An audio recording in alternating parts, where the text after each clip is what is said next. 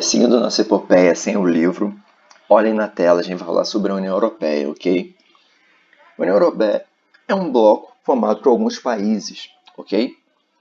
Em 2016, aconteceu o que, na realidade, se concretizou nesse ano, ou finalzinho do ano passado, que foi o tal do Brexit, que foi a saída do Reino Unido. O Reino Unido fazia parte da União Europeia, porém hoje não mais. E acontece, que a gente vai falar mais para frente, que a União Europeia ela surgiu para fazer frente aos Estados Unidos. A Segunda Guerra Mundial acabou, aconteceu o Plano Marshall, a Europa foi reconstruída, os Estados Unidos se tornou muito poderoso, porém a União Europeia, os países sozinhos, não têm a capacidade, economicamente falando, a Alemanha, mesmo sendo um país muito rico, fazer frente aos Estados Unidos. O que eles fizeram? Se juntaram, formando então a União Europeia. Tem todo o caminho que a gente vai discutir um pouquinho mais para frente. Vamos lá?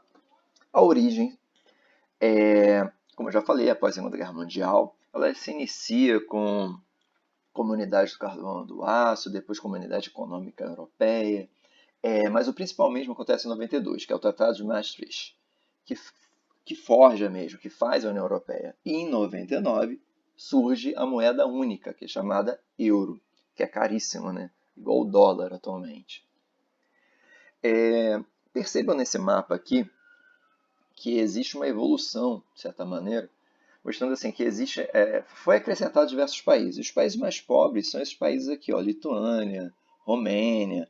Por que esses países são interessantes para a União Europeia?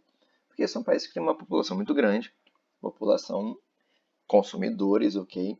E o objetivo da União Europeia é adentrar, ou de certa forma, conquistar o mercado da Ásia.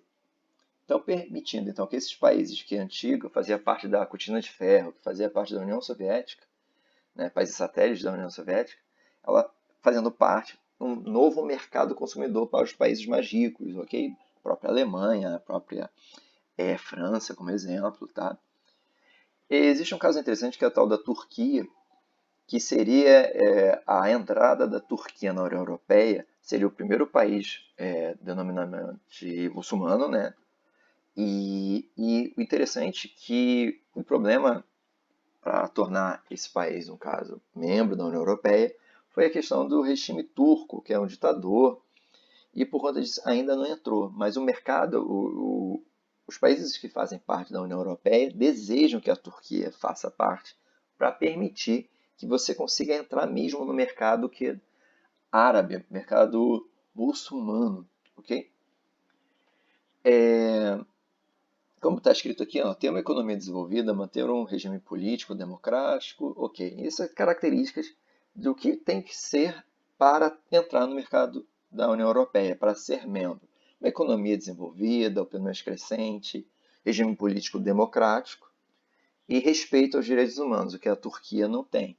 Porém, existe na balança essa questão. Pô, será que vale a pena a Turquia entrar? Poxa, uma população bem grande, a gente vai ter acesso a uma população muçulmana muito grande, entrando na Ásia também, ok? Políticas sociais. O interessante é o seguinte, Welfare of State, que... Não, perdão. É o Welfare State, que mostra o estado de vida, é o bem-estar social. Que características do quê? Seguro-desemprego, previdência social, sistema público de saúde e educação eficiente. Aí você pensa, mas isso não é comum nos países ricos? Não, por exemplo, nos Estados Unidos, a, a saúde não é saúde privada, não tem saúde pública praticamente lá. Tem, mas muito pequena.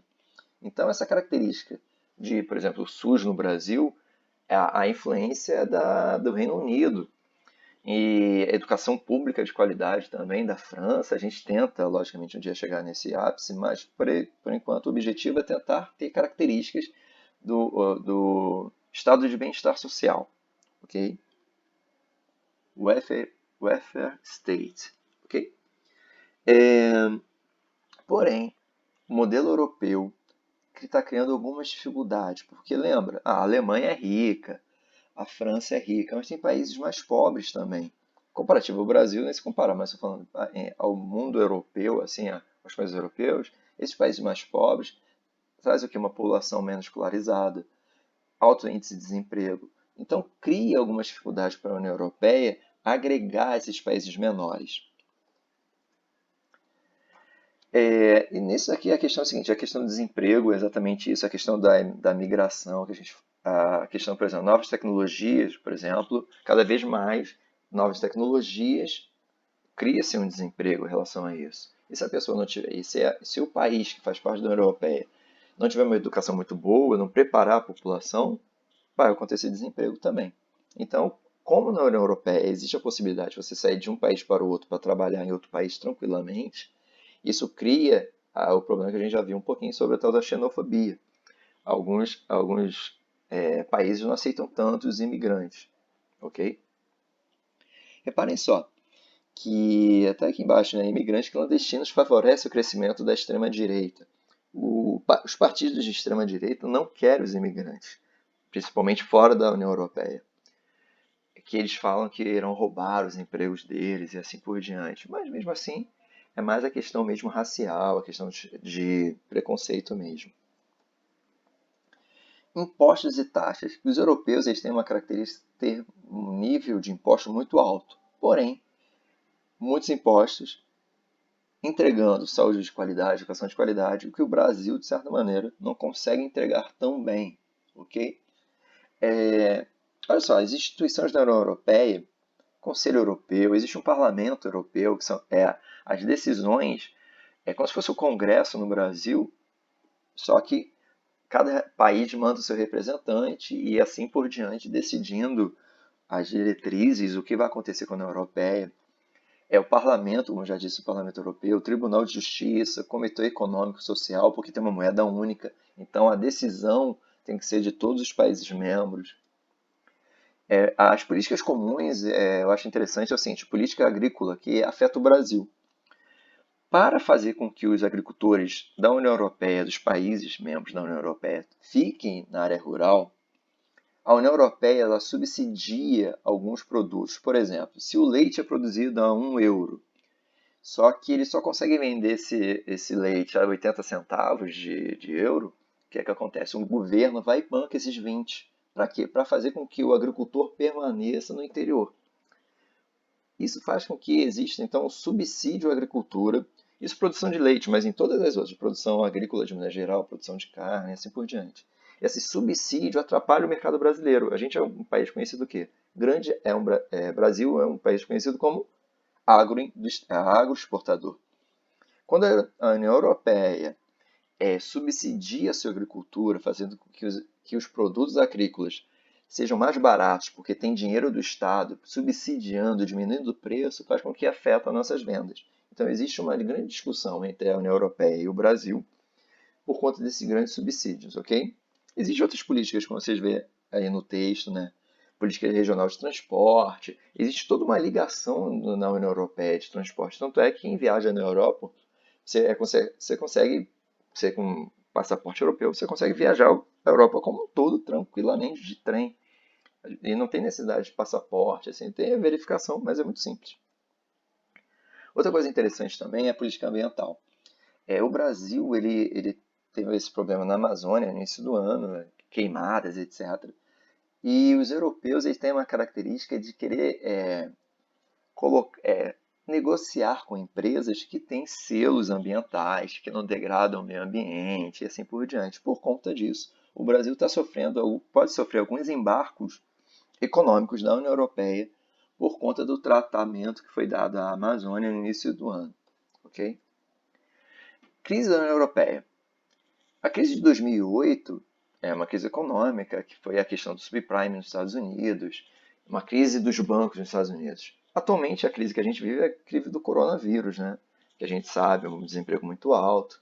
Mas nesse período, é exatamente o seguinte, os países começaram a desenvolver outras coisas. Por exemplo, a indústria do turismo. Portugal é um país pobre comparativo à Alemanha, à França. Porém, eles investiram muito em questão de educação e também na questão do turismo, o que a gente poderia fazer muito bem, que temos muito mais paisagens do que o próprio Portugal inteiro. Desemprego na União Europeia. Que interessante. Esse mapa aqui mostra exatamente o seguinte. Ó. Os países mais ricos da União Europeia, é fácil, né? A Alemanha, a própria França. O Reino Unido saiu, mas ok, a Finlândia, a Suécia. Os países mais pobres, Portugal e Espanha, porém esses países que fazem parte aqui antigo são os países, no caso, da cortina de ferro, países que faziam parte da União Soviética. Então são os países mais pobres. Reparem só que a cor deles é até mais escura nesse gráfico aqui. E Espanha e Portugal vivem uma crise econômica, a Grécia também. Por conta disso, recebe muita ajuda do governo central europeu, aquilo que a gente já viu anteriormente. Brexit, que aconteceu em 2016, a votação aconteceu nesse ano, no finalzinho do ano passado, mas a União Europeia perdeu um membro, que seria o Reino Unido, e existe a possibilidade de outros países também não querem mais fazer parte da União Europeia. Mas por qual motivo? Quando o país está na União Europeia, a moeda dele se transforma em euro. E você perde o controle da sua moeda, a questão de valorização da moeda. Então, a questão econômica fica nas mãos de um conselho da União Europeia. E alguns países não ficaram muito felizes quanto a isso. Por exemplo, a Grã-Bretanha não queria, porque tinha a Libra, que é uma moeda muito forte, abandonou a Libra, ficou muitos anos na União Europeia e, na verdade, agora voltou. E também existe também, nessa questão do Brexit, a ideia do discurso anti-imigração. A direita radical na Inglaterra, no Reino Unido, falava o seguinte: ó, vamos sair da União Europeia para que a gente tenha controle das nossas fronteiras. Por conta disso, eles quiseram sair. Mas um dado interessante é que a saída da União Europeia mostra uma divisão. As pessoas mais idosas votaram para sair e as pessoas mais novas para permanecer na União Europeia. Porque as pessoas mais novas querem trabalhar em outro país, querem ter essa possibilidade de sair do Reino Unido mais fácil. E aconteceu exatamente o seguinte: o Reino Unido saiu da União Europeia, perdendo a característica da moeda única, perdendo contratos. A pessoa que tinha a cidadania europeia poderia. O cara mora no Reino Unido, né, na Inglaterra, Suécia, etc. Você, com seu passaporte, você poderia trabalhar em Portugal, poderia trabalhar na Alemanha. Agora não, vai mudar isso tudo. Turma, o que eu quero que vocês façam como atividade de pesquisa? Eu quero que vocês falem mais sobre a questão da saída do Brexit. Isso aqui vocês estão vendo que no livro mostra que a votação aconteceu em 2016. Eu quero que vocês façam uma pesquisa para mim, falando o que aconteceu, quais as vantagens e as desvantagens do Brexit, da saída do Reino Unido, né, da Grã-Bretanha, da União Europeia. As vantagens para a Inglaterra, né, e desvantagens para a Inglaterra, perdão. As vantagens e desvantagens do Reino Unido. Ok? Beleza, turma? Abraços.